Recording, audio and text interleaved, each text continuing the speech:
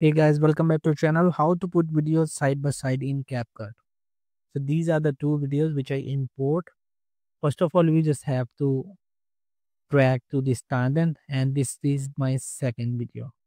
So what we're gonna do, we will just first of all we will just have to drag it from the duration of this video, and now we will just also reduce this video, and I will just show you. So now we will just have to hold it the first video and on the top, so we will just have to both on the same duration.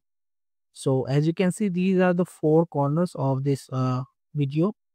So we will just have to short, this is the one, we will be the side, and now click on this video again, we will just have to short, and like that again we will just have to match the size of this video too and get center.